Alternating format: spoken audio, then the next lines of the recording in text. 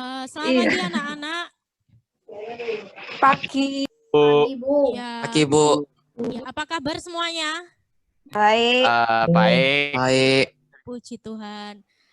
Sebelum kita mulai acara pada hari ini, mari kita buka dengan doa. Doa akan saya pimpin secara Katolik. Mari anak-anak kita ambil sikap doa dalam nama Bapa, Putra, dan Roh Kudus. Amin. Terima kasih Tuhan kalau hari ini kami boleh berkumpul walaupun via virtual. Kami boleh mengadakan acara, kami boleh bangun pagi hari ini. Terima kasih karena Engkau memberkati dari tidur kami hingga pagi ini. Tuhan, kalau saat ini kami mau memulai acara, berkatilah kami. Semoga kami dapat mendengarkan, duduk tenang dengan baik, dan kami dapat mengambil setiap ilmu yang akan di-sharingkan oleh Bapak dan Ibu hari ini. Terima kasih Tuhan, kemuliaan kepada Bapa, Putra, dan Roh Kudus, seperti pada permulaan, sekarang, selalu, dan sepanjang segala abad. Amin. Dalam nama Bapa, Putra, dan Roh Kudus. Amin. Selamat pagi anak-anak. Pagi. Pagi. Ya, Bu Tere mau mengingatkan, kalau yang belum absen, jangan lupa untuk absen. Jangan lupa juga untuk mengisi presensinya, diperhatikan baik-baik, kelasnya, nomor absennya, dan namanya. Sudah mengisi absen semua? Sudah, puji Tuhan. Sudah. Oke. Hari ini kita mau seminar, judul seminarnya adalah Internet Safety atau bermain medsos aman nggak ya? Siapa aja sih pembicara kita hari ini? Ada istilah tak kenal maka tak sayang. Jadi pembicara kita hari ini ada Ibu Ermida Lisiani Simanjuntak, Master Science, Master Psychology, dan Psikolog. Beliau adalah dosen tetap Fakultas Psikologi Widya Mandala, Surabaya. Saat ini beliau juga aktif di beberapa kegiatan pengabdian masyarakat.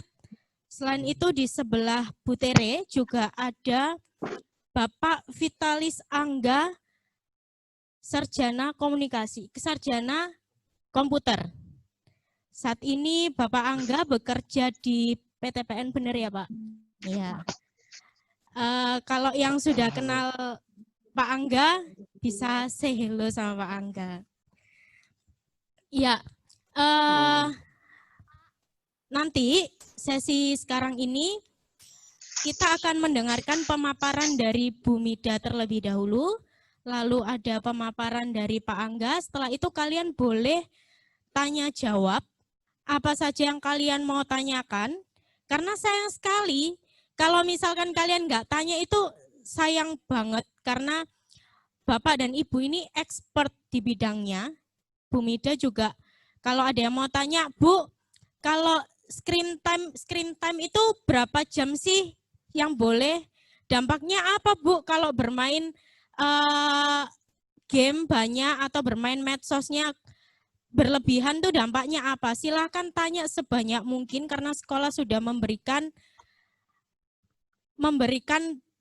wadah untuk kalian untuk bertanya lebih banyak. Oke, kami mulai dari Bu Mida. Silakan Bu untuk memberikan pemaparannya. Ya. Selamat pagi untuk Bu Tere, juga Pak Agas. Salam kenal sebelumnya. Saya Mida. Sehari-hari saya bekerja di Fakultas Psikologi Universitas Katolik Widya Mandala Surabaya. Saya juga mau menyapa adik-adik kelas 2 ya ini ya, SMP 1 Yusuf. Iya. Selamat pagi, salam sehat semuanya. Semoga sedang sehat, happy, ceria. Gitu ya, senang sekali bisa bergabung dengan adik-adik semua. Baik, saya tidak akan menunda lebih lama. Saya akan memaparkan sedikit pengantar tentang materi kita hari ini. Mungkin kalau nanti ada yang bertanya, supaya tidak terlalu crowded, karena mungkin nanti naik mikrofonnya gantian, bisa coba ditulis di chat ya, nanti ya. Nanti saya nggak tahu apakah mungkin nanti Bu Tere bisa membantu memilihkan pertanyaan gitu ya Bu ya. Boleh, Bu. Atau nanti saya coba baca dari chat gitu ya. Iya. Gitu ya adik-adik, mungkin nanti ada yang dipikir selama saya sedang memaparkan materi bisa coba ditulis di chat. Kalau seandainya nanti waktunya tidak cukup, nanti mungkin bisa berkirim email gitu ya. Baik, saya akan memaparkan materi saya. Mohon maaf, ini saya masih di disable untuk screen sharing-nya. Mungkin bisa dibantu, Bu Tere. Screen sharing saya masih di disable oleh host. Oh ya, sebentar Bu Mida.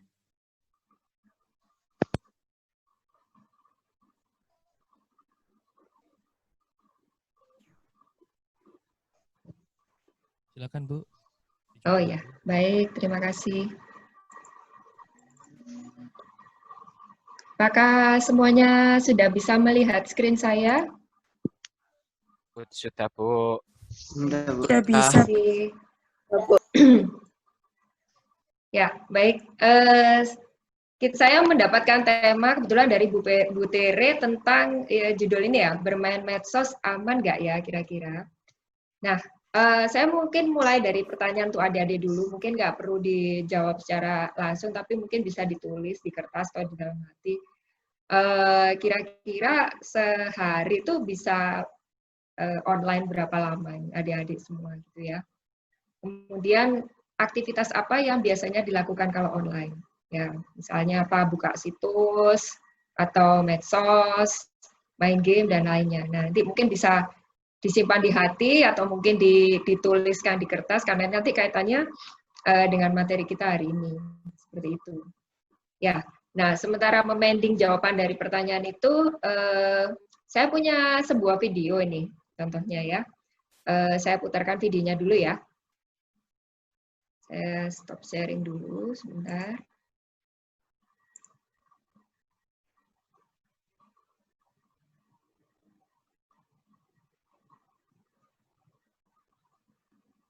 Sebentar saya.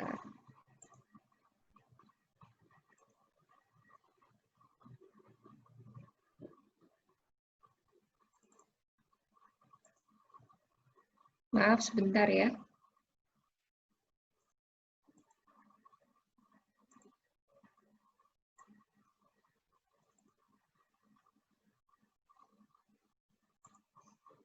Belum bisa melihat screen saya ya? Belum. Belum ya? Belum. Bentar ya.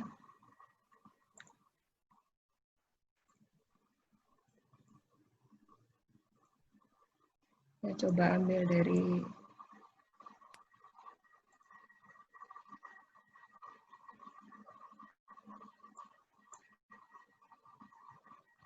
Ya, saya ada... Apakah semuanya sudah bisa melihat Sudah, video Bu. ini? Sudah? Bu. Nah, Masih mungkin Bu. bisa diamati sebentar. Saya pause sebentar. Nah, ini ada yang tahu ya, ini posisinya ada yang tadi kita awali dari awal sedikit ya.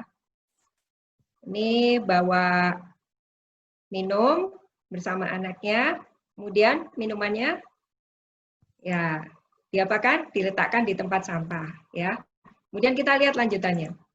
Bu Mida Nah, belum muncul, ya. Bu. Fresh, Bu. Masih yang fresh. Oh, freeze ya? Fresh Iya. ya, Bu. Oh, Screen share-nya freeze nge-freeze, di... Bu. Oke, saya ulang dari awal ya, atau saya stop dulu ya. Gini apakah sudah mulai jalan? Belum, Bu Mida. Belum, Bu. Oh ya, Belum. bentar ya. Ini memang hambatannya kalau online gini ya, saya coba putar lagi ya.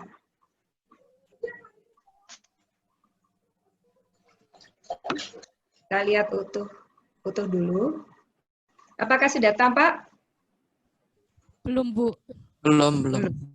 Belum, Bu. Masih loading. Fresh. Fresh, Bu. Boleh tahu freeze-nya di mana tadi? Masih di File Explorer. Ini freeze-nya pas masih di File Explorer. Oh, oke. Di filenya. Ya. Bentar ya.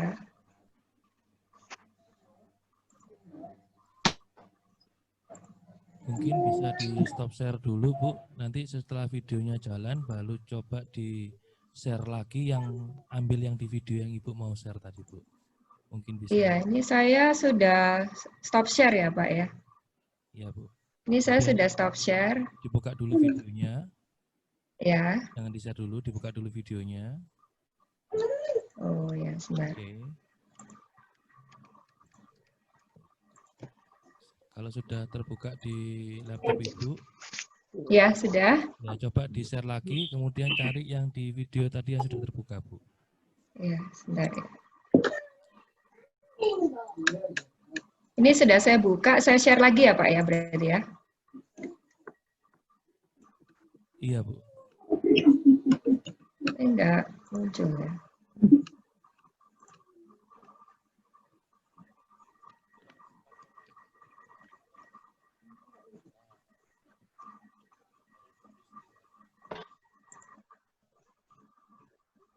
Tapi nggak muncul di desktopnya, nggak muncul. Oke, ini harus. Oke, saya ganti aja karena waktu terus berputar. Baik, saya ganti karena tadi videonya macet. Baik, saya akan coba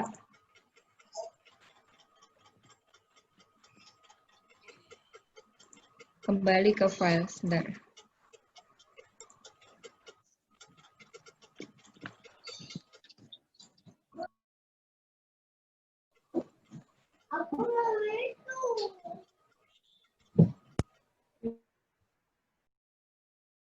Sudah semua? Sudah. Oke, sekarang kita ke nomor 3. Saya menunda tugas sekolah karena menggunakan sosial media. Pilihannya sangat setuju, setuju, ragu-ragu, tidak setuju, atau sangat tidak setuju. Ya, jadi tadi ada 5 pilihan, teman-teman pilih salah satu, jangan milih semua. Ya, hidup kan harus memilih, nggak hanya boleh pilih salah satu jawaban aja. Ya, oke. Lanjut nomor 4 ya.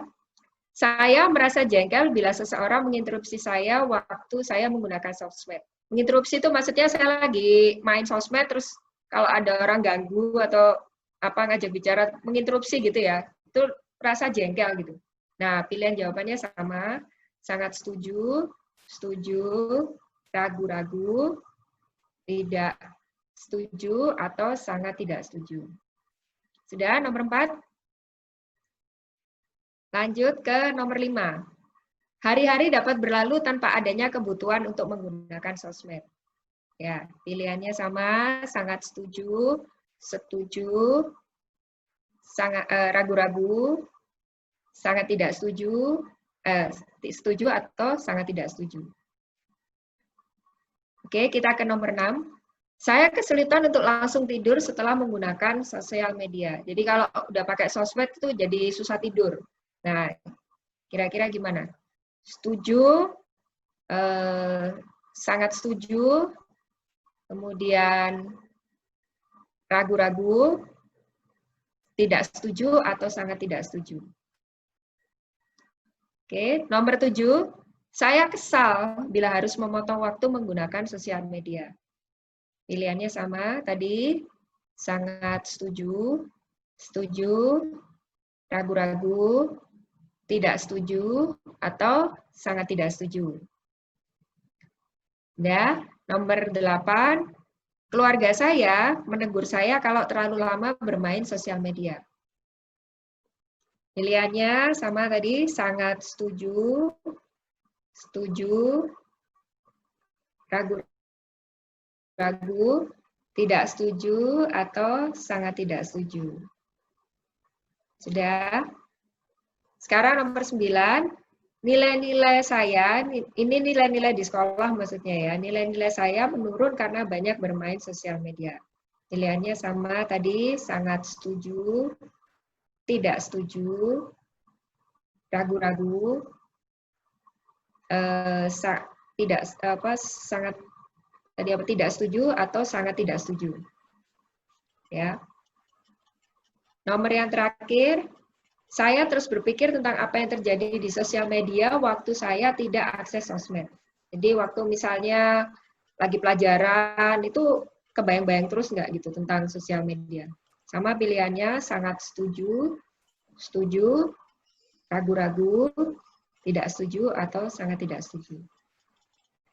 Apakah adik-adik sudah selesai semua mengerjakannya? Sudah, Bu. Sudah? Oke. Nah, sekarang bisa dilihat yang jawabnya sangat setuju. Sangat setuju itu masing-masing untuk satu nomor nilainya 5. Jadi kalau nomor 1 jawab sangat setuju dinilai 5. Kalau jawabnya setuju nilainya 4. Ya. Kalau ragu-ragu nilainya 3. Kalau jawabnya tidak setuju nilainya 2. Kalau sangat tidak setuju nilainya 1. Luar biasa Ini saya bukan sekalian ngajarin matematika ya. Sekalian. Oke, mungkin bisa dijumlahkan. Pak, butuh kalkulator nggak ini kira-kira adik-adik nih kalau ngitung? Enggak, Bu. Nggak ya? Oke. Saya kasih waktu 30 detik buat ngitung. Apakah ya? Tolong diulangi tadi yang penjelasan tentang nomor-nomor tadi yang nilai-nilai tadi. Tadi soalnya sedikit. Oke. Kalau ya baik. Kalau setiap nomor itu kan tadi ada pilihan sangat setuju, setuju, ragu-ragu, tidak setuju, sangat tidak setuju ya. Sudah jelas ya. Nah, kalau adik-adik ada yang menjawab sangat setuju, itu nilainya 5. Sangat setuju nilainya 5. Kalau setuju saja nilainya 4. Kalau ragu-ragu nilainya 3. Kalau tidak setuju nilainya 2. Kalau sangat tidak setuju nilainya 1. Itu tiap-tiap Cukup nomor jelas? ya, Bu? Tiap-tiap nomor. Ya, Ya, tiap-tiap nomor. adik-adik. Untuk tiap nomor. Jadi nanti bisa dijumlahkan. Ini bisa langsung menjumlahkan atau perlu pakai bantuan kalkulator ini rata-rata adik-adik ini? Wah, Oh, langsung bisa ya? Anak saya ini sikat cepat, tepat. Oh ya, semuanya pemenang Olimpiade Matematika nih kayaknya ya. Amin. Amin. Sudah dapat nilai totalnya semua untuk 10 nomor? Sudah. Sudah. Nah, kalau sudah, ini artinya. Ya. Coba dilihat, teman-teman dapat nilai berapa? Jadi kalau nilainya lebih dari 41, itu berarti aktivitas sosial medianya sangat tinggi. Kalau nilainya antara 41 sampai 33, lebih dari 33, berarti 34 ya, itu berarti tinggi. Yang aktivitasnya, kalau nilainya antara 33 sampai 27, karena ini kan 26 lebih besar dari 26 kan 27 ya, itu berarti nilainya sedang, artinya sedang aktivitasnya. Jadi tingkatnya sedang. Untuk yang nilainya tadi 10 itu antara 26 sampai 19, 26 sampai 19 berarti aktivitasnya rendah. Yang nilainya di bawah atau sama dengan 18 ke bawah jadi 18, 17 ke bawah, itu berarti sangat rendah. Ini yang Sudah warna dapat merahnya artinya yang tinggi. semua? Nah, kalau misalnya teman-teman ada di lampu merah, nah ini kebetulan saya soalnya susah tadi cari warna kuning, karena kalau warna kuning jadi nggak kelihatan kalau di PPT. Ini kalau lampu merah, nah ini harus berhati-hati ya, karena berarti aktivitasnya mulai agak sulit untuk dikontrol ya. Nah, yang sedang ini berarti lampu kuning ya. Lampu kuning artinya apa kalau di jalan raya? Kita harus berhati-hati. Nah, kalau yang masih lampu hijau itu berarti masih aktivitas sosial medianya masih bisa ditoleransi. Berarti masih bisa membedakan kapan harus berhenti dan kapan tidak pakai, kapan bisa pakai sosial media dan kapan berhenti. Buat adik-adik yang nilainya di warna merah, nah itu berarti merah itu kan artinya kalau lampu kendaraan umum itu kan stop ya berarti ya, bukan berarti stop tapi artinya harus mulai memikirkan gitu. Ada beberapa aktivitas sosial media mungkin yang harus dihentikan karena sudah mulai mengganggu aktivitas adik-adik sekalian, baik di dalam belajar maupun waktu berelasi dengan orang lain gitu. Contoh berelasi orang lain misalnya pada saat sedang diajak bicara oleh teman atau guru atau keluarga, bisa jadi tidak melihat orang yang diajak bicara karena sibuk dengan HP-nya gitu. Misalnya contohnya seperti itu. Jadi perlu berhati-hati kalau seandainya nilainya sudah ada di kolom merah ya, di aktivitas sangat tinggi dan tinggi. Kira-kira sampai di sini bisa cukup dipahami penjelasan saya. Ini Bisa, Bu. angket ini hanya untuk sekedar screening ya, supaya mulai istilahnya menilai diri kita, menilai diri adik-adik sendiri apakah sosial media yang selama ini dilakukan itu masih dalam taraf normal ataukah sudah mulai mengganggu aktivitas-aktivitas kita yang lain, atau mungkin juga tadi seperti yang saya sebutkan sudah mulai mengganggu hubungan kita dengan orang lain, misalnya dengan keluarga kita, dengan saudara kita, dengan teman kita, seperti itu. Kira-kira demikian ya. Oke, saya akan kembali ke slide saya yang pertama. Jadi saya tadi skip tentang video karena tadi videonya tidak bisa diputar. Tapi terkait dengan ini tadi sebenarnya saya mau putarkan video tentang TikTok Syndrome. Mungkin ada yang sudah pernah membaca atau mungkin ada yang pernah share lihat di WA atau di Line atau apa tentang remaja yang terkena TikTok Syndrome. Tapi sebenarnya ternyata itu bagian dari hoax atau tidak benar. Jadi remaja-remaja tersebut Cuman rumor have fun. hanya mau menyampaikan pesan, tapi sebenarnya tidak ada yang namanya TikTok Syndrome di dalam gangguan psikologis, itu tidak ada. Nah, tapi kalau kita tidak melakukan cek fakta dulu, itu bisa jadi kita tersesat seperti itu. Nah, kuncinya supaya kita tidak tersesat bagaimana? Ini tantangan dari generasi adik-adik yang adalah generasi milenial. Pertama, lahirnya setelah tahun 80, kemudian pasti ahli dalam internet, biasanya dan teknologi karena mungkin dari kecil sudah terbiasa koneksi internet itu dari bangun tidur sampai tidur lagi ya, biasanya disebut sebagai tether cell.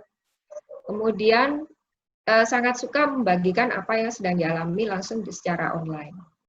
Nah, tapi yang juga perlu menjadi pertimbangan adalah pada saat kita men-sharingkan itu kita perlu berhati-hati. Oleh karena itu kita perlu memiliki ini yang kita sebut sebagai literasi digital. Ya, literasi digital ini penting untuk bisa membentengi kita dari bahaya-bahaya yang ada di media sosial maupun yang ada di internet. Nah, ini bahasanya mungkin kalau disederhanakan, ini kemampuan teman-teman atau adik-adik untuk bisa mengumpulkan informasi dan membaca serta memahami teksnya. Dan bisa menilai ya, menilai secara kritis informasinya itu benar atau tidak. Jadi makanya kita harus selalu melakukan yang tadi saya sharekan, yaitu kita melakukan yang namanya cek fakta. Nah, cek fakta itu bisa lewat apa? Kita bisa lewat situs-situs tertentu yang menyediakan, misalnya di Kominfo itu ada situs cek untuk bisa lihat itu beritanya benar atau tidak. Yang kedua, kita juga mungkin bisa menanyakan itu kepada orang-orang dewasa yang lebih paham daripada kita. Ya. Mungkin kalau di sini bisa dengan guru gitu ya, atau dengan orang tua gitu ya. Untuk kita bisa cek. Dan ngecek itu mungkin nggak hanya dengan satu orang saja, tapi bisa juga dengan orang yang lain. Sehingga ketika pada saat kita melakukan share itu, kita tidak langsung share begitu saja, tapi kita paham benar apakah informasi itu sebenarnya ataukah itu misalnya hanya sebuah settingan saja gitu ya. Jadi perlu ada yang namanya literasi digital. Ya, saya skip ini. Nah, yang penting untuk informasi secara digital itu ada pertanyaan 5W1H. Yang pertama, what? What itu apa? Waktu kita melihat informasi di medsos misalnya, itu informasi apa yang kita temukan? Informasinya itu apa? Tentang apa misalnya? Misalnya kita lihat, tadi saya kebetulan mau share tapi nggak bisa ya, tentang ada ayah dengan anak berjalan, terus si anak ini bawa minuman, terus sama ayahnya minumannya diletakkan di tempat sampah. Terus ada orang foto. Nah, fotonya itu gambarnya ya, ada ayah ngambil minuman dari tempat sampah dikasih ke anaknya. Padahal kita tahu sebenarnya bahwa ayah itu bukan mengambil minuman dari tempat sampah, tapi dia hanya berpura-pura meletakkan minuman itu di tempat sampah dan kebetulan ada orang moto. Nah, orang yang moto ini men-share di medsos. Jadinya akhirnya beritanya adalah masa sekarang ini begitu susah sampai ada orang ngambil minuman dari tempat sampah. Padahal sebenarnya tidak demikian. Jadi kita perlu lihat informasi apa, buatnya tuh informasi apa yang kita lihat di medsos tadi ataupun di situs itu. Terus kita harus kritis bertanya, kenapa ya informasi itu kok seperti itu? Kalau kita misalnya ragu, kita bisa tanyakan itu kepada orang-orang lain yang mungkin lebih ngerti atau lebih paham. Bisa tadi ya saya sebutkan dengan orang dewasa, bisa dengan keluarga. Kalau keluarga juga mungkin papa mama nggak paham, coba tanya sama guru, gitu ya. Atau mungkin bisa cross check juga dengan teman-teman yang lain. Jadi nggak langsung kita share seperti itu. Kemudian kita juga perlu lihat, kita kok terpengaruh itu kenapa? Apakah misalnya karena situasi hati kita sedang nggak enak? Biasanya kalau bad mood itu suka cari informasi yang milu-milu seperti itu, ya. Kalau lagi sedih gitu, nilainya jelek atau mungkin taksirannya lagi pergi dengan cewek lain atau cowok lain gitu misalnya ya. Nah, when-nya ini kita harus lihat gitu. Kenapa kok kita begitu terpengaruh? Apa yang terjadi sebenarnya? Nah, ini pentingnya kita selalu berbagi informasi itu juga dengan yang lain.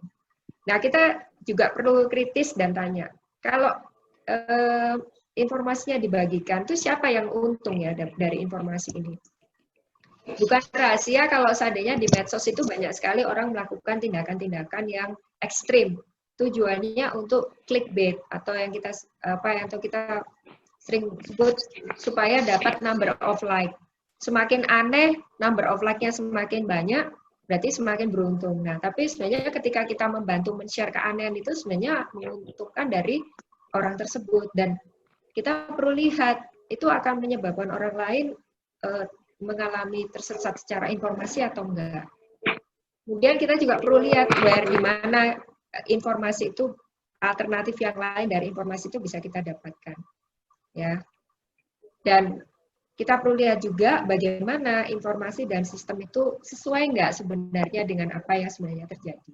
Jadi ketika melihat satu informasi di media sosial, kita perlu 5W dan 1H untuk adik-adik sekalian. Jadi begitu ada sesuatu yang mungkin menarik dan lain-lain, kita jangan langsung busy, terutama mungkin broadcast atau langsung reshare, tapi kita perlu melihat dulu apakah informasi itu benar dengan 6 pertanyaan ini.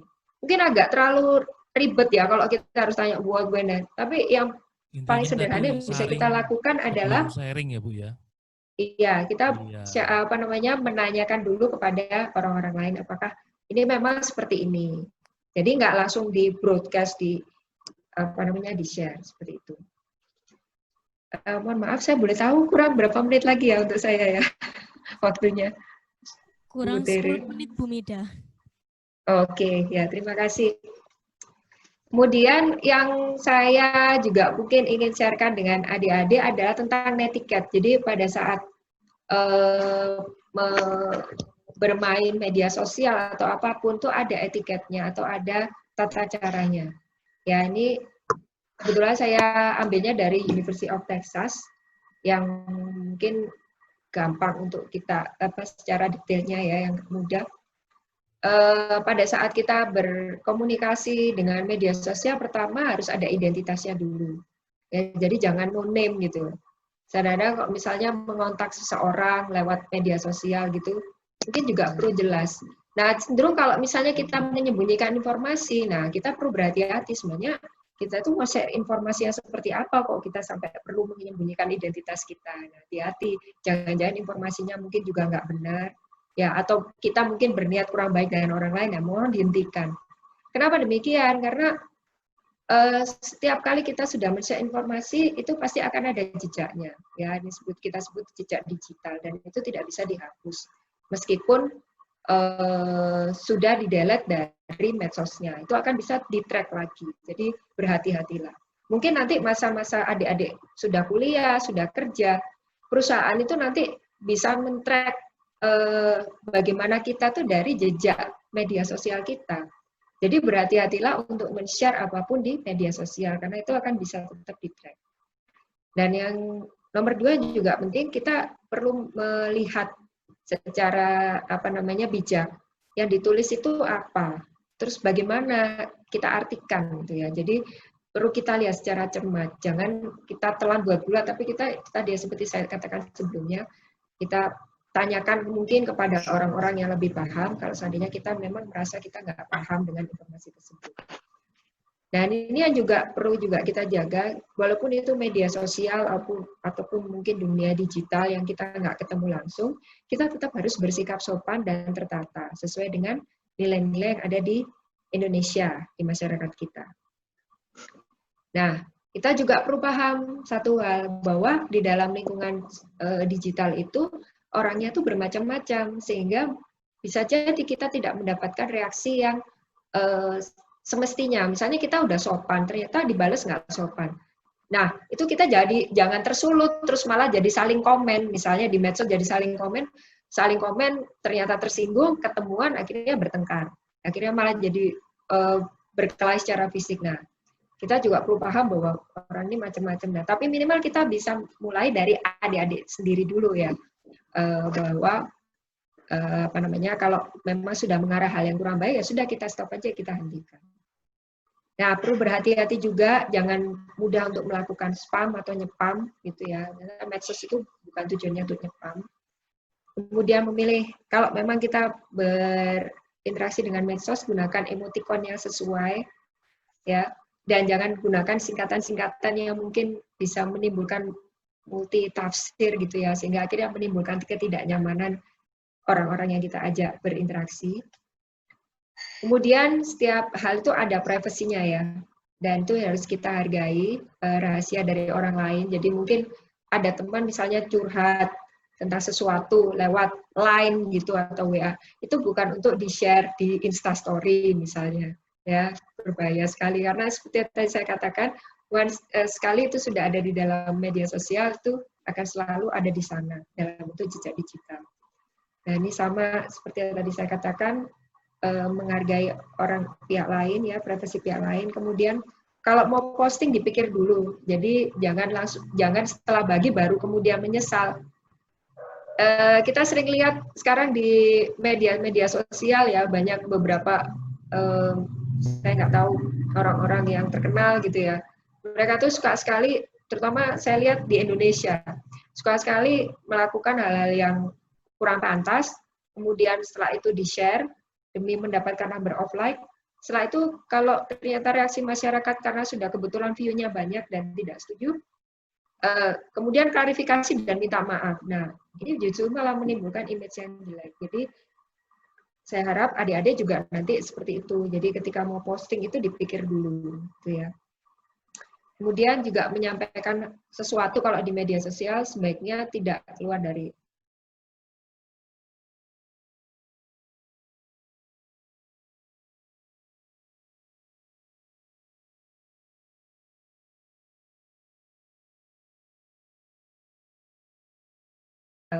jadi bukan saya menulis sendiri, kebetulan ini saya ambil dari www University of Texas. Nah, itu perlu kita tulis supaya kita bisa menghargai copyright ataupun hak cipta dari orang lain. Itu yang juga perlu kita pikirkan. Caranya coba adik-adik misalnya membuat sebuah karya puisi, musik gitu ya, terus pasang di media sosial, terus ada orang capture nggak nulis namanya adik-adik, pasti akan merasa kesal gitu. Kok karya saya dibajak gitu. Nah, sama juga dengan orang lain. Jadi setiap kali kita memakai karya orang lain, jangan lupa untuk menuliskan, terutama ketika itu kita sharekan di media sosial. Nah, ini yang saya juga penting yang kaitannya dengan bahaya nggak kita bermain medsos. Kita perlu forgive and forget. Ini mungkin pakai bahasa Inggris ya. Maksudnya memaafkan dan melupakan. Artinya tidak membuat sesuatu yang tidak nyaman itu berkepanjangan. Beberapa kasus dulu kena ada kasus bully sampai berakhir dengan perkelahian yang akhirnya jadi masalah dengan fisik, sakit fisik sampai harus masuk rumah sakit, hanya berawal dari pertengkaran di media sosial. Nah, itu kenapa? Karena tidak bisa forgive and forget. Jadi ya kalau kita paham bahwa orang itu memang sosial, ya sudah, kita stop aja. Jadi jangan diladeni terus gitu. Ya, saya pernah dengar, kamu mungkin kalau adik-adik sudah nggak pakai Facebook ya, karena generasinya udah beda ya. Mungkin ini pakainya IG dan lain-lain. Ya, ada orang yang selalu mengatakan kalau dalam bahasa Inggris kalau ada masalah itu face it ya, face it. Jadi hadapilah, jangan Facebook it. Nah, sekarang itu banyak yang apa-apa semuanya ditaruh di posting status. Nah, itu sebelum kita memposting status atau apapun, cucu atau apapun, kita pikirkan dulu efek dari yang kita tulis ini nanti arahnya bagaimana dengan orang lain. Seperti itu. Kemudian ini tadi yang mungkin saya sudah sampaikan, jangan lupa untuk selalu melakukan cek fakta. Ini ada beberapa situs yang bisa, yang di Kominfo atau cek fakta, ada hoax gitu. Mungkin ada situs-situs yang lain juga. Itu sebelum kita men-sharekan konten apapun yang ada di media sosial. Kemudian ini tadi kita sudah isi anketnya, ya. Nah, saya ingatkan lagi pada adik-adik tadi yang nilainya masih di kolom merah, berarti harus mulai mulai introspeksi diri, mulai melihat aktivitas sosial media saya ini bagaimana. Yang di kuning atau sedang mungkin juga sudah mulai perlu berhati-hati. Itu. Nah, usahakan kita memang tidak bisa menghindari media sosial karena sekarang memang zamannya adalah zaman digital. Media sosial ini ibarat kayak api ya. Kita sekarang ini pasti butuh. Tapi api itu kalau kebanyakan pasti terbakar ya. Dan sama juga kalau media sosial kita terlalu banyak, saya juga akan bisa membakar diri kita. Jadi pokoknya apinya itu yang pas gitu, supaya kita juga bisa lebih membantu kita untuk bisa menjadi lebih baik. Sebagai contoh, saya juga media sosial, contoh YouTube misalnya. Dulu waktu saya ketika saya menjadi mahasiswa, ada beberapa pelajaran tentang software yang pernah diajarkan oleh guru-guru saya ya. Kalau ini namanya dosen ya. Guru di perguruan tinggi namanya dosen. Nah, diajarkan mungkin dosen saya. Itu karena mungkin saya kurang paham. Nah, sambil melihat catatan itu saya juga lihat tutorial ada di YouTube. YouTube ini juga bagian dari medsos. Dan dengan membaca tutorial itu saya bisa post, saya bisa belajar. Akhirnya saya bisa paham terhadap materi yang tadi diminta oleh guru saya tadi. Nah, ini adalah hal yang positif. Jadi seperti tadi medsos yang tadi saya ceritakan, medsos itu seperti api, jadi bisa bermanfaat juga untuk kita, tapi kita perlu berhati-hati, jangan sampai kita menggunakannya secara salah dan tidak bijak, sehingga nanti akan bisa membakar diri kita atau membahayakan diri kita. Demikian yang mungkin bisa saya sharekan, mungkin setelah ini bisa nanti ditanyakan di diskusi dan tanya jawab ya, Bu Tere ya. Iya. Terima kasih adik-adik untuk perhatiannya. Gimana Bu Tere? Mungkin langsung atau nanti setelah Pak Angga ya? Setelah Pak Angga nanti kita kalau ada anak-anak ada pertanyaan boleh disimpan dulu. Nanti ditanyakan setelah Pak Angga memaparkan materinya. Terima kasih Bu Mida untuk materinya. Kita lanjut ke Pak Angga. Terima kasih Bu Mida. Terima kasih. Terima kasih. Luar biasa. Kuncinya forgive and forget. Nah. Baik, semangat pagi untuk adik-adik SMP Santo Sanyo, masih semangat ya ikut acara Zoom ini. Oke, mungkin bisa langsung saja. Kenalkan saya Pak Angga, tadi sudah disampaikan oleh Ibu Tere. Bisa di-share? Iya.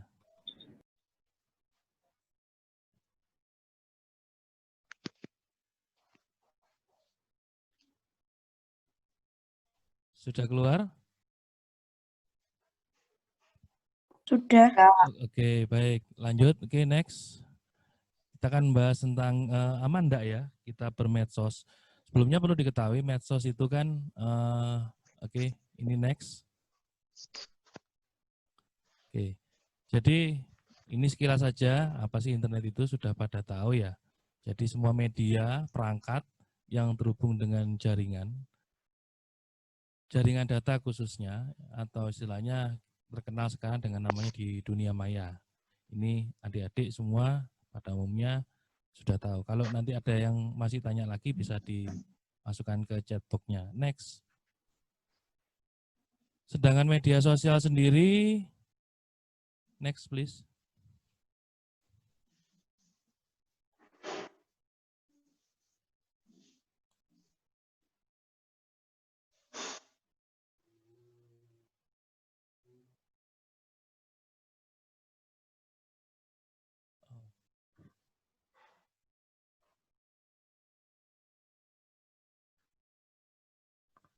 Oke, sedangkan media sosial sendiri sudah banyak yang tahu ya, mulai dari aplikasi Facebook, Instagram, WeChat, Line, WhatsApp, macam-macam lah.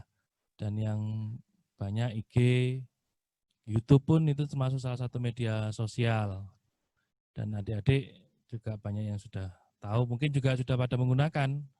Ada yang sudah punya user akunnya juga.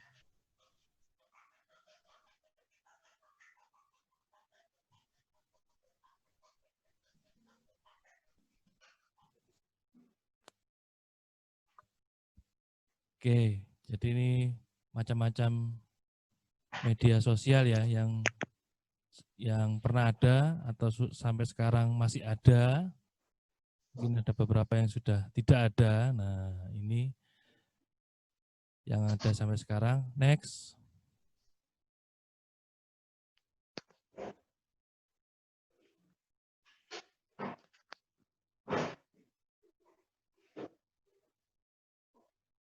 Tipsnya smart. Oke, smart. S untuk safe atau secure. Jadi usahakan data-data yang ada di media sosial yang adik-adik miliki itu benar-benar safe. Paling tidak bisa disembunyikan nomor HP-nya. Biasanya kadang-kadang kan misalnya adik-adik terlalu jujur ya, ini berbahaya karena nomor HP ini bisa jadi istilahnya ini Bu Tere, tujuan para penipu-penipu, dia kirim SMS, kemudian di SMS-nya itu nanti ada link spam, kan namanya adik-adik kan nggak tahu, dia tiba-tiba klik masuk ke data pribadi mereka, ngambil macam-macam lah. Jadi mesti disaring benar-benar ya Pak Iya, Angga ya? jadi harus safe dan secure, Bu Tere, benar. Kemudian M, don't meet. Nah, don't meet ini maksudnya kalau diajak orang di media sosial bertemu, nah ini khususnya juga untuk semua adik-adik ya, baik yang cowok maupun cewek. Sekarang itu dunia itu luar biasa mengerikan. Kalau dulu mungkin yang cewek ya kita khawatir. Kalau sekarang enggak, cowok juga kan mengerikan sekali. Jadi baik cowok maupun cewek ini harus hati-hati. Kalau diajak orang di pertemuan, ayo dek kita ketemu. Padahal yang ngajak misalnya orang laki, terus kemudian yang diajak juga anak cowok. Jadi harus hati-hati. Bukan berarti misalnya, oh tapi saya sudah kenal lama, sudah baik di media sosial. Kalau misalnya adik-adik merasa itu baik, tidak apa-apa bertemu. Tapi lebih baik ajak orang tua atau saudara yang lebih paham. Nah, nanti supaya bisa didampingi, ada yang menjaga atau mengawasi. Kemudian A, cek setting files. Nah, ini tadi. Jadi check accepting files ini maksudnya tadi kalau terima inbox, DM. Nah, kadang-kadang kan sekarang itu linknya kelihatannya mengundang apa ya? Orang perhatian, ingin tahu, kepo. Ya, istilahnya kepo. Ini apa ya? Nah, selamat Anda dapat undian hadiah handphone. Nah, misalnya seperti itu. Caranya klik aja link ini. Padahal begitu diklik, dia larinya ke suatu link mana, kita tidak sadar link itu mengambil data-data pribadi kita. Karena sekarang kan teknologi semua ada di genggaman kan. Nah, jadi semua teknologi itu nanti bisa keambil kalau kita tidak hati-hati. Oke, kemudian untuk R itu reliable. Reliable itu hampir mirip kaitannya dengan tadi 5W1H. Jadi harus benar-benar menerapkan 5W1H. Kemudian T itu tell parents. Nah, ini sebenarnya penjaga yang paling kuat ya.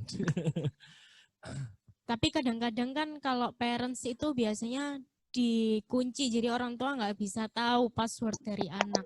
Ya, maksudnya gini, tell parents ini paling enggak kalau misalnya adik-adik punya akun medsos, ya janganlah malu-malu untuk mengakui orang tuanya lah, dimasukkan di add istilahnya apa ya, pertemanan, kalau di Facebook pertemanan, kemudian di follow, nanti paling tidak orang tua itu juga melihat dia perkembangan medsos anaknya, ada tidak hal-hal yang ganjil, ada tidak hal-hal yang misalnya ini sudah tidak benar ini, misalnya ada sesuatu yang tidak diinginkan sama-sama, orang tua itu bisa langsung membantu anak. Jangan takut istilahnya kalau misalnya adik-adik ini benar dalam memberikan posting, sharing, itu tidak perlulah ada yang ditakut-takutin. Itu sih, karena bagaimanapun juga tell parents itu will help you. Oke, next. Ini yang paling penting juga, pastikan akun dari akun Anda, istilahnya di gadget itu, kan kalau Anda pakai suatu produk Mac itu iOS account, kemudian kalau pakai Android biasanya pakai Google atau Yahoo account, itu pastikan secure. Jadi secure ini dalam arti kata ada verifikasi tambahan, bisa melalui nomor HP, via SMS atau apa. Jadi kalau ada uji coba orang yang coba-coba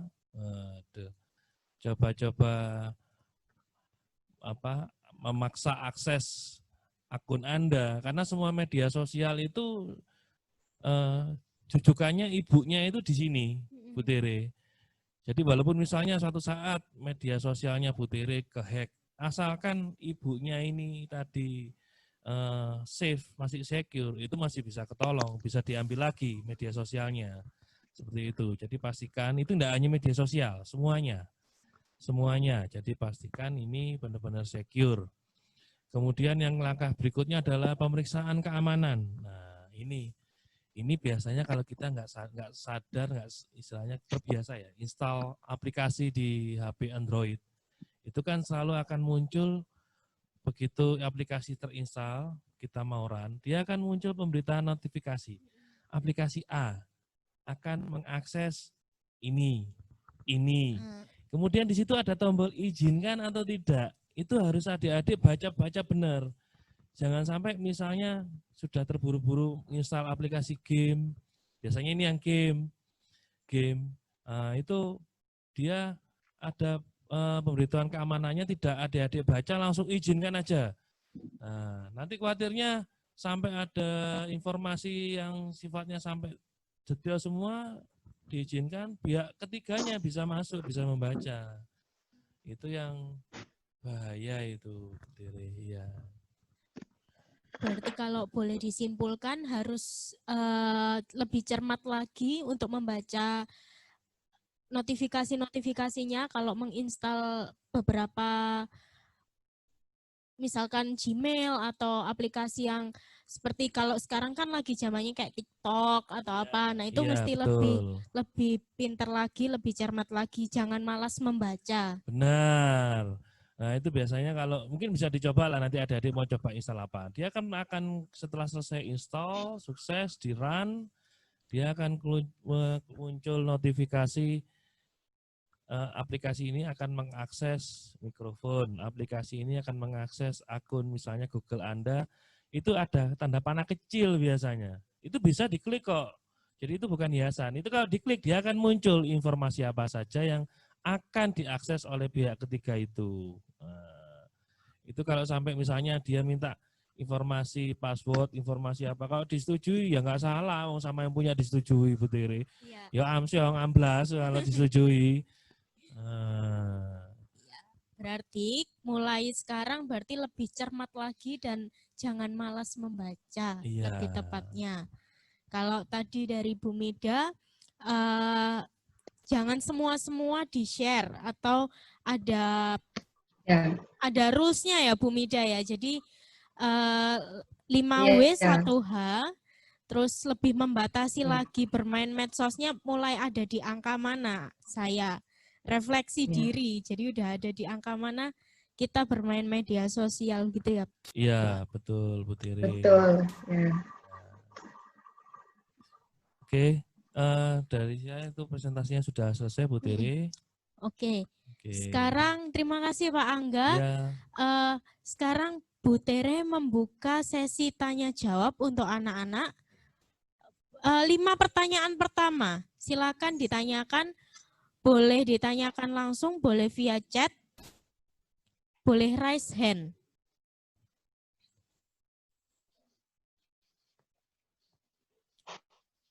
Ayo, banyak wadahnya, mumpung ada ahli-ahlinya. Silakan ditanyakan. Kalau malu mungkin bisa menulis di chat box, nanti bisa dibaca ya pertanyaannya. Oke, boleh nulis di chat box-nya untuk yang bertanya. Kalau seandainya malu mungkin kalau. Iya, boleh untuk Bu Mida atau Pak Angga ya. Oke, ini ada yang tanya, Pak, maksudnya pihak ketiga di internet itu apa ya? Oke, baik. Jadi maksudnya pihak ketiga itu pemilik aplikasinya itu. Jadi kan pihak pertama itu adalah kita sendiri, pihak kedua itu adalah layanan Android itu atau Google-nya itu, pihak ketiga adalah aplikasi game yang diinstal tadi. Jadi kalau begitu sudah adik-adik setujui aplikasi itu untuk mengakses yang mereka mau, itu secara hukum tidak salah kan, karena sudah disetujui, itu sih. Sudah terjawab atau masih belum puas dengan jawabannya Pak Angga? Sudah Pak Bu. Sudah. Oke, terima kasih. Oke, ada yang Mas lain. Elos. Nah, ini ada yang tanya lagi dari Daren. Cyberhack itu, cyberhack bisa berupa apa? Cyberhack itu bisa berupa apa? Apakah bisa virus komputer? Oke. Nah, ini tanyanya teknis ini Mas Deren ini. Jadi sebenarnya virus komputer itu dia tidak bisa ngehack ya. Jadi hack itu istilahnya adalah proses, sedangkan orangnya adalah hacker, ya kan? Sedangkan virus komputer itu adalah media. Jadi virus komputer dimasukkan sebagai media. Tujuannya apa? Mengambil data informasi. Salah satu contohnya adalah spam lah paling enggak. Kalau kita ngeklik spam, dia akan menarik data informasi yang rahasia, misalnya salah satunya ada password akun Google apa dan sebagainya. Itu bisa digunakan oleh pihak ketiga atau yang lebih jahat lagi adalah si hacker misalnya. Itu diambil untuk mengakses akun kita atau mengakses medsos kita. Sebagai contoh ini ada kasus yang juga yang masih menghangat, salah satu istilahnya orang terkenal di Indonesia, mungkin Bu Tere atau Bu Mida tahu, itu anaknya dibully ya di medsos, kemudian setelah ditelusuri ternyata pelakunya itu di IG, pelakunya adalah medsosnya anak SD, sampai di-share lagi si anak SD ini tadi sampai sudah ditutupi istilahnya supaya tidak identitasnya. Ya. Ternyata setelah ditelusuri lebih dalam lagi, si anak SD ini mengaku saya sudah tidak pegang akun itu, Pak. Sudah tidak pegang akun itu, Bu. Nah, ini kan akhirnya akun yang tadi mungkin bisa punyanya adik-adik. Kalau memang adik-adik sudah tidak menggunakan akun di medsos, ada baiknya langsung dihapus saja.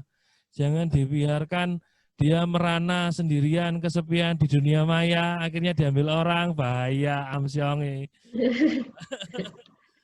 Akhirnya ya itu dimanfaatkan oleh orang-orang jahat untuk melakukan kejahatan. Nah, istilahnya akhirnya membuli supaya dia ratingnya tinggi. Nggak taunya begitu sudah mau diproses hukum, ternyata si anak tadi bukan saya itu saya sudah punya. Nah, pertanyaan, jadi lebih baik dinonaktifkan betul saja atau dihapus akunnya. Yes, dinonaktifkan atau dihapus saja.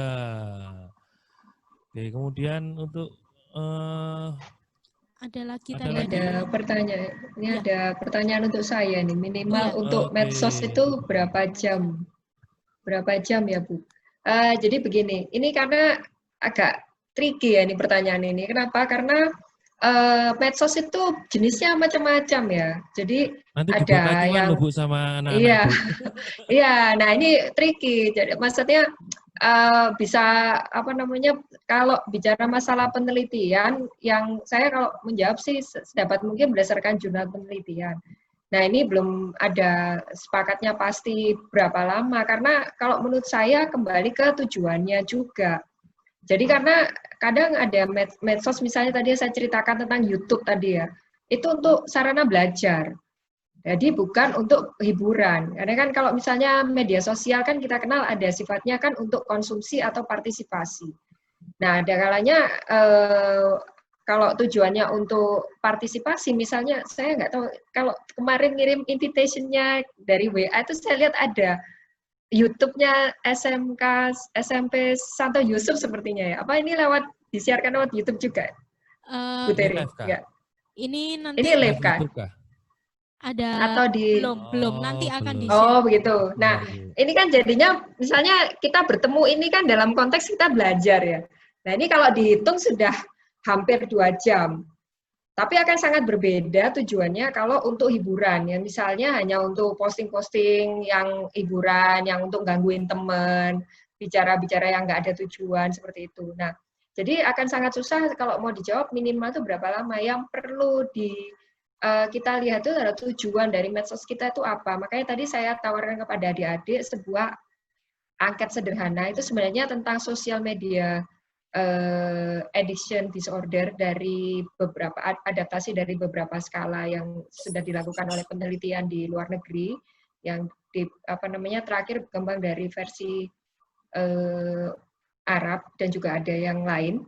Nah itu saya terjemahkan walaupun memang belum secara ilmiah untuk konteks Indonesia belum ya, tapi ini minimal itu bisa menjadi saringan buat adik-adik. Dari pertanyaan-pertanyaan tadi, kalau sudah nilainya di merah tadi itu perlu berhati-hati, berarti itu sudah memiliki dampak yang cukup negatif pada adik-adik gitu. Terkait nanti dengan pertanyaan nomor berikutnya, bahwa dampaknya seperti apa. Kalau tadi sudah di level merah, itu dampaknya sudah sangat mempengaruhi, mengganggu, sudah mulai di tahap mengganggu kehidupan secara pribadi dalam melakukan aktivitas sekolah ataupun mengganggu dalam berelasi dengan orang lain gitu. Karena misalnya aja kita sudah abai dengan orang lain ketika misalnya diajak bicara, kita sibuk dengan HP kita lebih sibuk. Misalnya kalau ketemuan teman juga nggak ada yang saling ngobrol, tapi ngobrolnya semua lewat lewat HP. Seperti itu. Jadi kalau mau ditanya berapa jam, kembali lagi ke tujuannya. Kalau memang tujuannya untuk belajar, itu akan sangat berbeda kita 2 jam yang tadi belajar dengan 2 jam yang hanya tujuan untuk hiburan, untuk mengganggu teman, untuk komen-komen di postingan teman yang sifatnya bukan untuk edukatif gitu. Jadi kembali lagi ke ini ya, untuk adik Calvin tadi ya, tujuannya seperti apa. Kalau sudah hiburan dan terlalu banyak, terutama tadi ketika ngisi angketnya tadi, kalau mungkin agak malu. Boleh tahu tadi dapat nilai berapa? Sudah atau gini aja, di lampu merah, kuning, atau hijau masih untuk adik Calvin tadi? Sempat ngisi tadi? Tadi belum ngisi. Oh, tadi Soalnya, belum ngisi.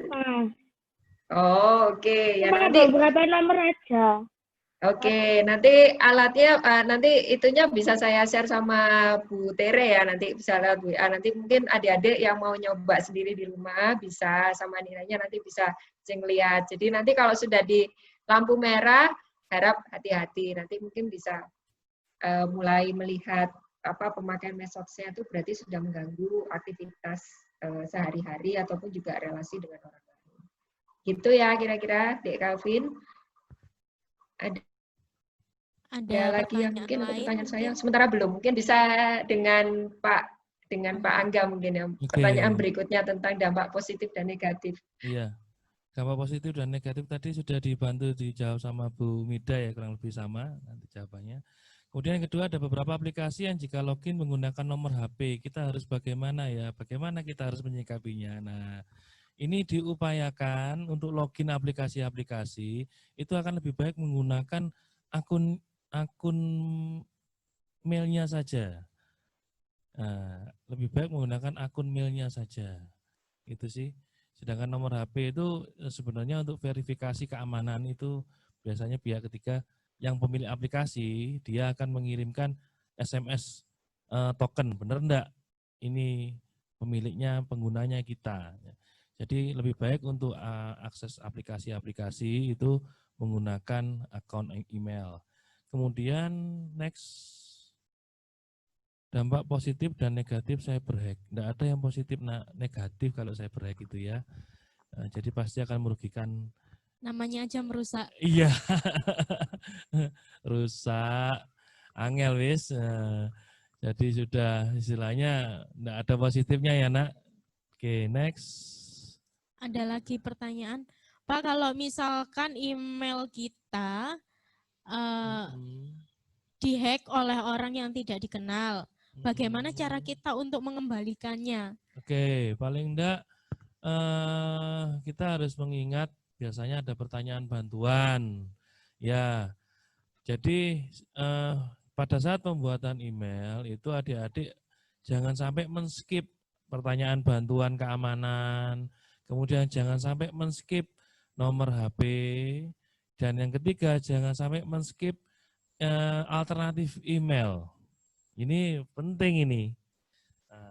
Karena semuanya nanti akan dikirimkan ke alternatif email. Seperti itu. Biasanya kan seringkali kita suka skip Ya, untuk alat-alat itu. Padahal itu untuk verifikasi, benar, kalau mencegah adanya hacker tadi. Jangankan hacker, kita lupa pun. Iya benar, seringkali kebanyakan email atau kebanyakan ini pasti kita lupa. Pasti lupa. Aduh ini apa ya? Jadi kalau misalnya punya banyak akun, paling enggak akunnya itu ada satu akun email, satu yang jadi juru kunci, istilahnya itu.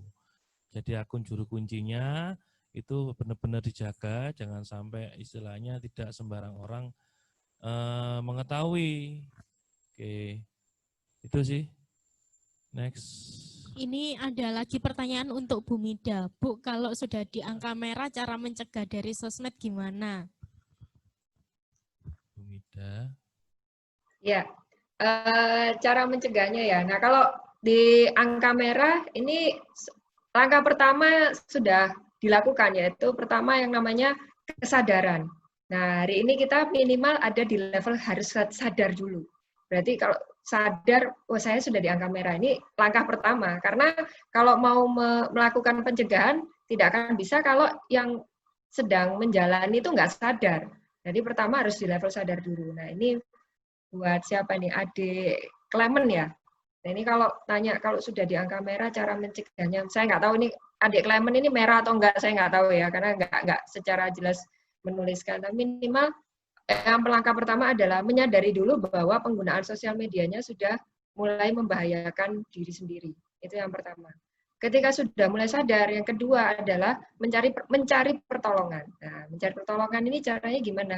Yang pertama kita bisa lewat mencari informasi-informasi.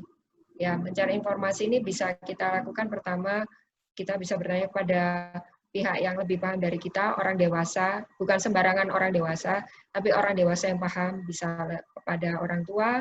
Mungkin orang tua kurang paham, kita bisa bertanya kepada guru. Yang berikutnya, kalau memang sudah sangat mengganggu dan benar-benar sudah menimbulkan gejala fisik, mungkin kita bisa bertanya kepada ahlinya atau expert profesional. Yaitu siapa? Bisa ke psikolog, bisa ke psikiater, atau mungkin kalau sudah sampai level kadang-kadang bisa sampai tidak bisa tidur, atau mungkin tadi Maya ada salah satu pertanyaan, apakah sulit tidur ya setelah menggunakan sosial media? Itu berarti yang udah sangat jadi sampai insomnia seperti itu, mungkin perlu dibantu obat kalau sudah di levelnya seperti itu. Jadi caranya gimana itu tadi, levelnya pertama sadar dulu, yang kedua mencari pertolongan. Mencari pertolongannya caranya gimana? Pertama cari informasi. Ya, cari informasi ini bisa minta bantuan tadi baik kepada orang dewasa. Nah, orang dewasa ini bisa dari keluarga kita, dari guru, ya. Kalau kita mungkin susah ceritanya kepada orang tua, kita bisa mungkin ada klien kakak mungkin dekat sama koko atau cecenya atau kakak, ya, kakak masnya atau mbaknya bisa cerita seperti itu. Ya, itu untuk minta bantuan. Jadi kita harus open dulu bahwa kita memang sedang memiliki masalah. Karena kalau seandainya kita juga nggak pernah cerita, orang lain juga susah untuk menolong. Baik, mereka tidak bisa jadi orang lain tidak tahu bahwa kita sedang mengalami masalah. Makanya perlu satu sadar dulu, yang kedua meminta pertolongan itu tadi. Nah, ketika sudah ada pertolongan, pasti kan ada langkah-langkah yang bisa dilakukan. Salah satunya mengurangi penggunaannya. Mengurangi penggunaan yang paling mudah, misalnya kita bisa alihkan aktivitasnya ke hal-hal yang dunia nyata. Kalau medsos itu kan semua dunia maya ya. Kita coba mengurangi porsi yang di dunia maya tadi, lakukan aktivitas dengan dunia nyata. Contohnya misalnya yang muda olahraga. Ya, jadi kalau pagi-pagi begitu melek usahakan HP itu jangan di tempat tidur gitu. Biasanya paling sering itu HP itu kan di tempat tidur ya. Kalau bangun melek kan yang dipegang HP-nya dulu. Samping kiri, Bu. Iya. Jarang kan bangun pegang rosario kan kayaknya nggak mungkin. Ya. Pasti pegang HP dulu. Nah, coba sekarang diganti yang di sebelah tempat tidur itu diganti apa? Mungkin buku atau apa. Nah, usahakan mudah bangun, lakukan aktivitas fisik. Yang paling mudah apa? Beresin tempat tidur, itu paling gampang. Ya, jadi akhirnya kan HP itu jangan ada di dekat adik-adik bangun, karena pasti akan tergoda, ya kan? Di di cerita-cerita Alkitab kan katanya kalau kita sudah tergoda itu kan jangan malah mendekatkan diri, ya, itu godaannya harus segera kita singkirkan gitu. Salah satunya kalau godaan kita sangat mudah dengan gadget dan HP, ya mungkin jangan ada di sekitar tempat kita misalnya bangun seperti itu. Kemudian yang berikutnya adalah aktivitas fisik yang lain, misalnya olahraga. Atau kalau misalnya mau bertemu dengan teman tidak lewat sosial media tapi ketemu langsung, ketemu secara nyata. Ini mungkin masalah ya karena pandemi. Kebetulan ini saya juga menghindari ketemu secara fisik ini karena situasi pandemi. Tantangannya salah satunya gitu, tapi kita bisa minimal melakukan misal olahraga ringan di sekitar rumah. Nah, coba praktekkan itu. Itu akan sedikit demi sedikit mengurangi keterikatan kita pada gadget dan media sosial. Semoga membantu ya sarannya. Terima kasih Bu Mida. Ada lagi yang tanya, Pak, kalau kepencet mengizinkan aplikasi untuk mendapatkan akses ke data pribadi, bisa di-uninstall enggak? Kalau sudah terlanjur, itu sebenarnya bukan diinstal ulang ya. Walaupun sampai ganti HP, aplikasi dihapus, kalau sudah terlanjur disetujui, itu menghapusnya lewat peninjauan keamanan. Jadi kalau misalnya adik-adik pakai akun Google, di browsing aja peninjauan keamanan Google. Diketik aja di browsing caranya gimana, otomatis kan harus masuk ke akun Google-nya dulu. Nah, kemudian diikutin aja di situ. Nah, seperti itu. Itu nanti tinggal ada pilihannya banyak aplikasi yang pernah terinstall dan pernah disetujui apa aja itu akan tampil semua. Tinggal diklik, dihapus atau dibiarkan, nah seperti itu. Itu bisa diklik juga yang kita setujui itu apa aja sih, bisa dibaca lagi. Oh ini kayaknya enggak benar ini, saya hapus saja sudah. Nah, seperti itu ya. Oke, itu caranya. Ada lagi yang Kalau mungkin teknisnya ya mungkin lebih enak langsung tanya Google, ya, lebih lengkap. sekarang kan zamannya oke Google. Mbak Google. Mbak Google. Mbak Google. Oke Google gitu. Oke, ada yang lagi yang mau tanya lagi, mungkin belum puas. Ada lagi yang mau tanya belum puas, misalkan apa aja yang mau kalian tanyakan?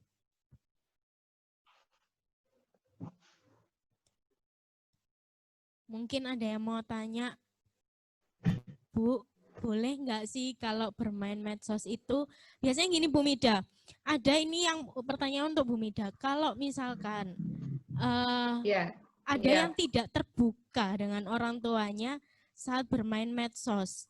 Nah, seringkali kan anak-anak kan nggak terbuka atau bahkan dikunci, di password, sedangkan orang tua itu kadang nggak tahu passwordnya. Nah, itu gimana sih dampaknya untuk anak-anak sendiri? Apakah itu cukup berdampak? Ya, sebenarnya password itu kan lambang dari privacy ya, atau apa namanya pribadi ya. Ketika sudah beranjak dewasa dan diawali dari remaja, kita mulai ingin memiliki yang namanya privacy, dan itu normal saja dan sah-sah saja. Yang sekarang perlu diperhatikan adalah untuk adik-adik sendiri belajar untuk apa namanya bercerita terbuka gitu pada orang tua, karena ketika adik-adik justru semakin menyembunyikan itu akan membuat gini ya, kalau kita semakin sembunyi orang semakin kepo, betul nggak ya? Nah, orang tua juga demikian. Jadi ketika adik-adik semakin menyembunyikan diri, itu akan membuat orang tua semakin kepo, semakin ingin tahu, bahkan mungkin akan cari-cari jalan untuk bobol passwordnya.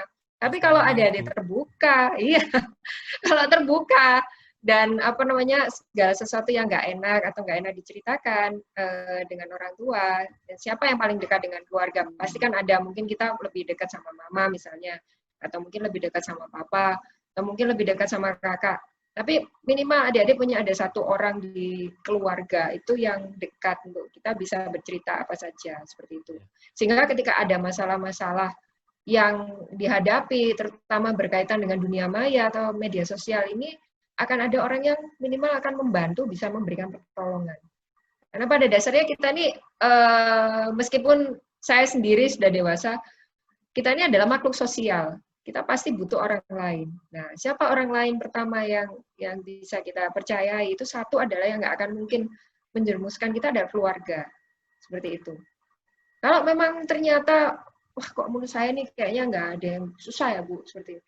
Cari orang dewasa lain yang mungkin bisa sepadan dengan keluarga. Paling mudah mungkin dengan guru-guru di sekolah. Sepertinya kalau saya lihat ini, Bu Tere nih, saya lupa nih. Dulu kayaknya mahasiswa psikologi WM ya. Iya, Bu Mida. Maaf ya Bu Tere, saya soalnya kebetulan memang lagi masa sekolah, jadi jarang ke kampus gitu. Nah, misalnya ini bisa cerita nih coba sama Bu Tere, atau mungkin Pak Aga juga di Santo Yusuf juga, atau enggak? Narasumber Bu, jadi narasumber, oh ya maaf. Iya, nah artinya bisa dengan guru-guru, mungkin Kak dengan Bu Tere atau mungkin dengan guru yang lain yang teman-teman dekat, yang kalau mungkin merasa kurang sreg bercerita dengan keluarga di rumah seperti itu. Tapi memang ada satu orang dewasa yang apa namanya adik-adik bisa percaya untuk bercerita. Itu kaitannya tadi dengan password tadi, karena kan sebenarnya rahasia-rahasia kita itu ketika apa namanya yang baik atau yang buruk itu ada orang yang bisa kita percaya untuk kita ajak bercerita. Kalau ada apa-apa dengan kita, mereka akan bisa segera membantu kita. Itu yang perlu satu juga dipahami. Pasti ada di sekitar kita, pasti akan ada orang yang bisa kita percaya untuk bercerita. Kira-kira itu ya, Bu Tere ya, yang mungkin bisa saya sampaikan. Iya, berarti butuh yang namanya keterbukaan dengan orang sekitar, boleh dengan keluarganya, boleh Ya, dengan ya, gurunya. Iya. cari satu orang yang bisa dipercayai. Ya, bisa dari keluarga ataupun mungkin dari orang, kalau keluarga memang sangat, kalau saya rasa sih pasti semuanya sayang nih ya kalau di keluarga ya, tapi mungkin kalau rasanya aduh benar-benar nggak bisa dengan keluarganya, cari satu orang dewasa lain yang mungkin bisa kita percayai dan kita ajak bercerita. Yang paling aman mungkin dengan guru, karena pasti ketemu kita setiap hari, tahu keseharian kita, dan pastinya tidak akan mungkin menjerumuskan adik-adik sekalian. Seperti itu. Ada lagi nih Bu pertanyaan tapi via offline. Jadi ada yang bertanya, Oh, offline. Ya. keluar dari kecanduan sosial media itu seperti apa? Kalau tadi kan Bu Mida bilang menyadari terlebih dahulu bahwa kita mengalami kecanduan sosmed. Boleh dijelaskan lagi Bu? Kalau Secara saya ganti rinci. HP-nya yang biasa aja.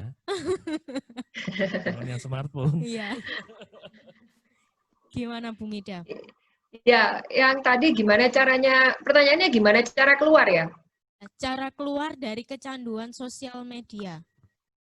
Ya, cara keluar tadi saya kembali ke penjelasan saya yang pertama. Pertama menyadari dulu. Sadar nggak kalau sudah di tahap kecanduan? Nah, caranya sadar mungkin angket sederhana yang tadi saya bagi bisa coba dilihat. Dan kalau memang tadi ada yang nggak sempat ngerjakan angket dan lain-lain, coba tanya sama orang-orang di sekitar. Kira-kira aktivitas media sosialnya itu sudah mengganggu nggak pada saat.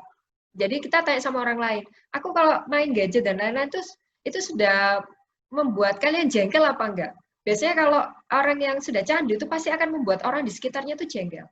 Salah satu contoh sederhana aja adalah ya pada saat berinteraksi face to face ataupun bertemu itu pasti susah untuk tidak meninggalkan gadgetnya. Mungkin kalau orang ngomong mungkin nggak didengar gitu, sibuk dengan gadgetnya sendiri.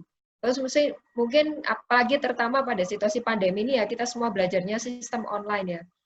Apa benar pada saat online atau belajar di kelas dan lain-lain itu benar-benar tertuju pada materi belajar gurunya. Jangan-jangan kameranya di-off-kan, suara off, di-off semua, termasuk di tempat tidur jadinya, rebahan ya, kaum rebahan ya nama istilahnya sekarang ya. Nah, kalau sudah di level itu beritanya menunjukkan sudah warning itu, sudah perlu hati-hati, meskipun nggak perlu isi angket tadi ya. Oh, setiap kali belajar, mohon maaf Ibu Tere, ini semua belajarnya masih online kan ya? Masih Iya, via Zoom semua. dan Zoom, Google ya. Classroom semua digunakan. Ya, kalau misalnya di dalam sistem belajar online tadi sudah lebih banyak rebahannya, lebih banyak nggak fokusnya, berarti itu sudah ada di taraf mulai kecanduan pada media sosial, berarti butuh pertolongan. Caranya keluar, namanya orang masuk di dalam lubang, ya mungkin bisa keluar sendiri. Tapi kalau lubangnya dalam banget, nggak mungkin naik keluar sendiri. Pasti butuh teriak-teriak, butuh bantuan untuk orang narik. Nah, makanya kita perlu berteriak. Berteriak itu apa?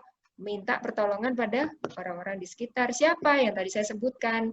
Orang-orang dewasa yang ada, bukan semua orang dewasa ya, karena bisa aja ketemu, tadi Pak Angga cerita tentang di media sosial dunia maya kita bisa ketemu siapa aja, orang-orang yang mungkin orang dewasa yang mau memanfaatkan kita gitu. Ini saya garis bawahi, orang dewasa yang bisa kita percaya dan tidak akan menjerumuskan kita. Satu bisa dengan keluarga kita, atau kalau memang keluarga nggak bisa dengan guru kita, atau tenaga profesional. Siapa yang mungkin bisa psikolog, psikiater, ataupun dokter tadi.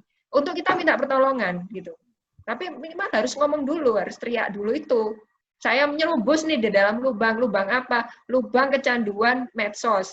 Nggak bisa aku nolong diriku sendiri. Nah, orang-orang sekitar itu juga yang akan membantu. Gitu. Sama ganti aktivitas yang medsos tadi dengan aktivitas fisik. Terus gadget ataupun yang lain-lain jangan terlalu banyak berada di sekitar kita.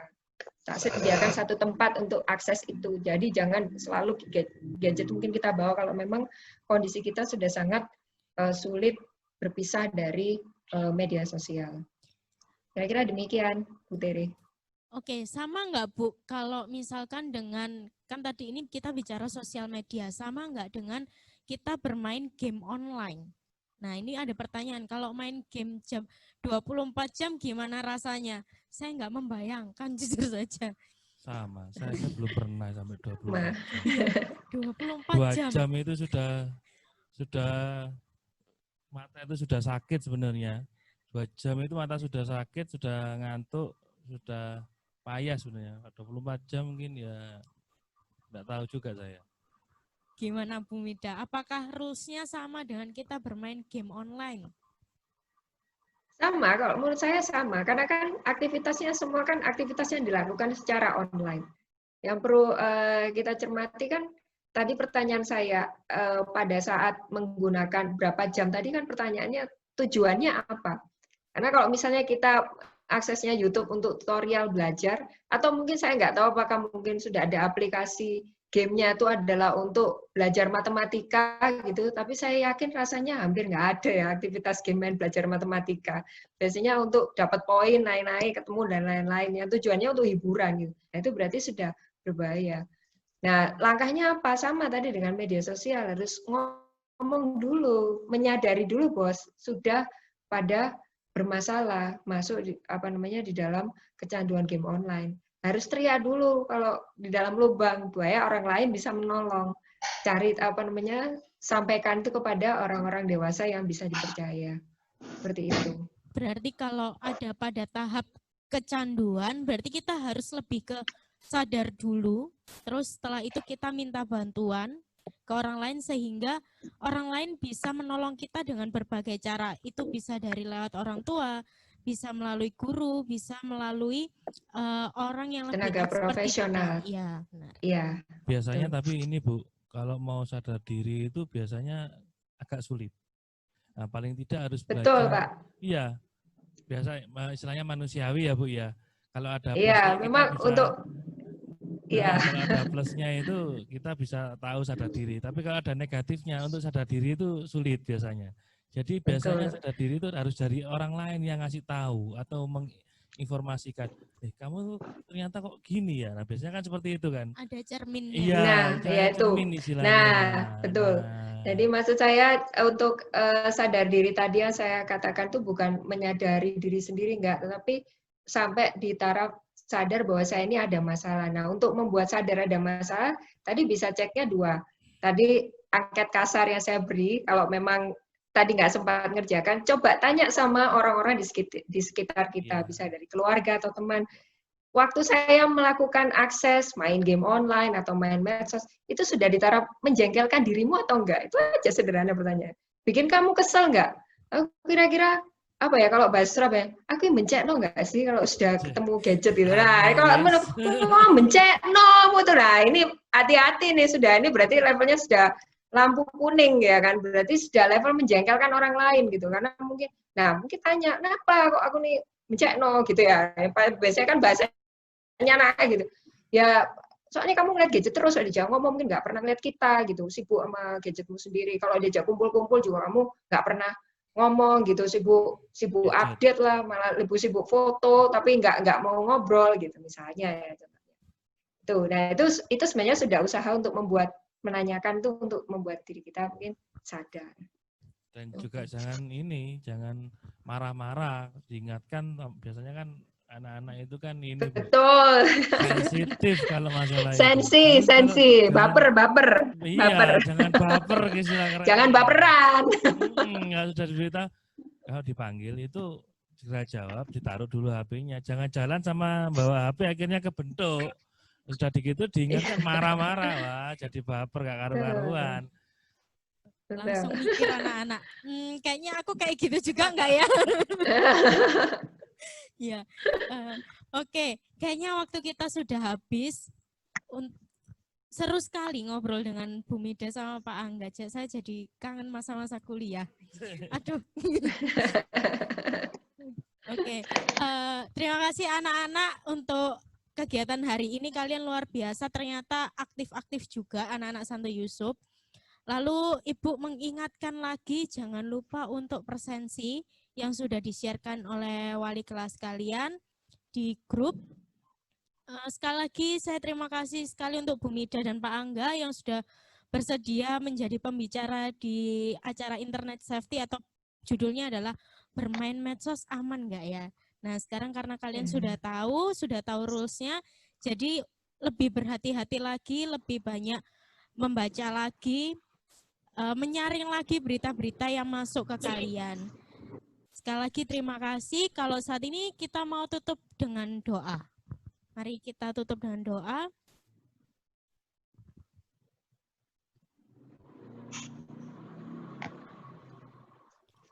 Dalam nama Bapa, Putra, dan Roh Kudus. Amin. Selamat siang Allah Bapa, Allah Putra, Allah Roh Kudus. Kami bersyukur Tuhan kalau kami boleh menyelesaikan kegiatan hari ini karena Engkau telah menyertai kami dari awal, pertengahan, hingga akhirnya. Tuhan, semoga ilmu-ilmu yang diberikan oleh Bu Mida dan Pak Angga bermanfaat untuk kami gunakan dalam kehidupan kami sehari-hari. Terima kasih Tuhan untuk penyertaan-Mu yang luar biasa untuk kami.